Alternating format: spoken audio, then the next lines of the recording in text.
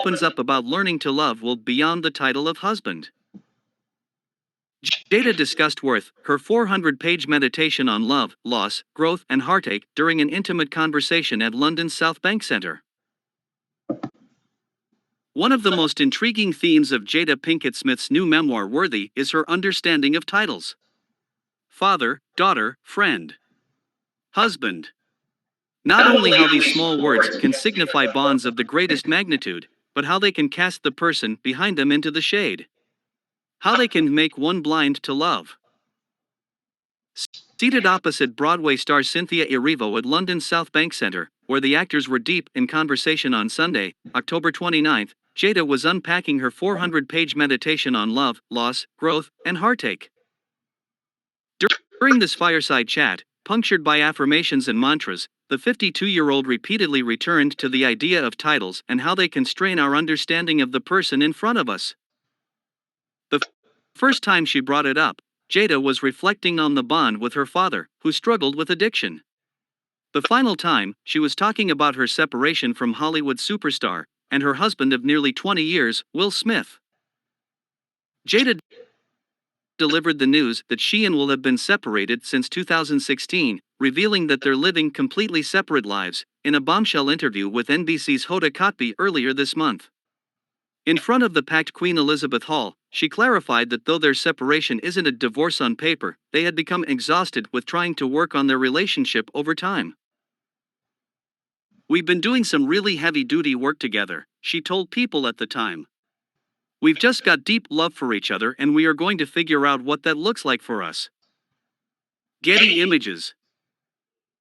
Referring to media reports about her and Will's marriage, and how people have misunderstood my communication about it, Jada on Sunday said, "Even with all this craziness going on, people misunderstanding my communication about my relationship with Will, one of the biggest lessons I've had, and why Will is such a guru for me is because I've had to learn to love him unconditionally."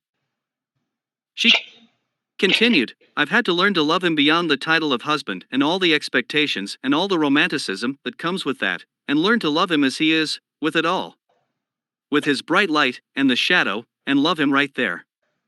He did not come to this earth just to be my husband." The first time Jada had this realization about a loved one, that they were so much more than the titles they acquired, was after her father Rob Soul Pinkett Smith, who grappled with a drug and alcohol addiction, fell off the wagon and died from an overdose in 2010. "It was the first time that I recognized how titles can make one blind to love," she said. "Because he couldn't show up and be the father I needed him, I wanted to write him off for that. Versus being able to see that Rob Soul was born for his destiny, his fate. He was not born just to be my father. I couldn't see him past the title he wasn't showing up for." Describing herself as the blessed child of two addicts in Worthy, Jada's early life in Baltimore, Maryland, was marked by personal upheaval and trauma, including living with a mother who suffered a 20-year heroin addiction. "Even today, it's difficult for me to embrace that idea of trauma," Jada confessed, during Sunday's event. "Because I wasn't aware of how certain situations I had encountered had impacted me. Like having a gun pulled on you was normal, stepping away alive was not." In a moment of vulnerability, Jada revealed, "I hadn't planned for 40, as she opened up about her difficulties with mental health. She revealed her struggle began when she was diagnosed with clinical depression at 21, and revisited her 40th year when she experienced suicidal thoughts. Jada Pinkett Smith. AP. Not only was she thinking about suicide, she was actively planning it in her head, she told the audience. Where she would go, how she would do it. She felt inherently broken despite having the perfect life, with the mother of two adding, "I was just trying to make it to 4 p.m. every day." It was during this time that Jada first learned about ayahuasca, the plant-based psychoactive native to South America, and decided, "I need that to help overcome her struggles." "The universe, within a month, opened up an ayahuasca ceremony for me," she said. "And I had 4 nights, excruciating nights, but I left that ceremony and I never thought about suicide again." AFP via Getty Images. Jada offers further insight into her complicated relationship with Will, including their decision to lovably uncouple in 2016, in her Boo! Recalling the turmoil the singer songwriter experienced around her 40th birthday, she writes, adding to my distress, Will and I weren't in a good place and hadn't been for a while. I couldn't make it right no matter how hard I tried. We couldn't hear or see each other at all. Confiding in my close friends seemed unfair to them, and to Will and me, she says. She also takes the opportunity to deny rumors that have dogged her and Will's relationship, including that Will and I were swingers, or that we were both gay and playing as each other's beards, or that we were sleeping with whomever we chose to, whenever we chose to. Elsewhere, Jada describes the moment they decided to separate in every way except legally, explaining, For us, what mattered most was mutual agreement and informing the children of our separation. We would remain family strong, not lose our friendship, and maintain our policy of complete transparency, i.e., no secrets about what we were doing and whom we were doing it with.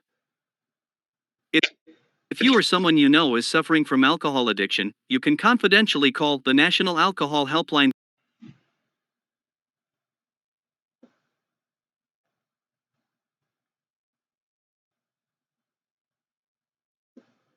Now, one thing I'm gonna say is gonna take out of this is the love unconditionally, the way Jada Pinkett Smith said it.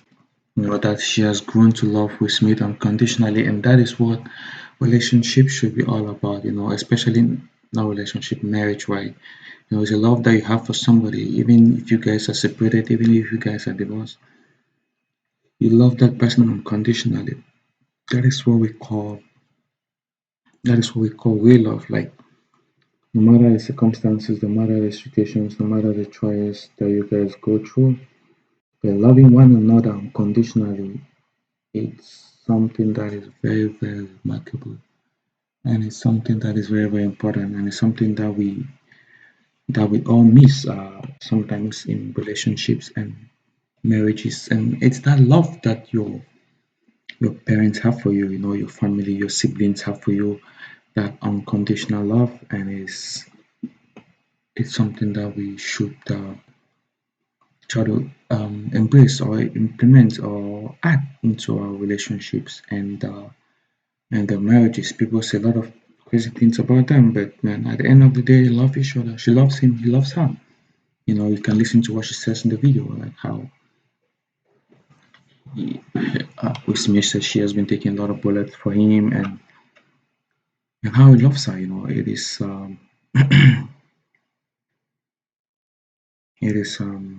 very, very important. I must say, it is very, very important to love whoever you're with, especially showing them the unconditional love.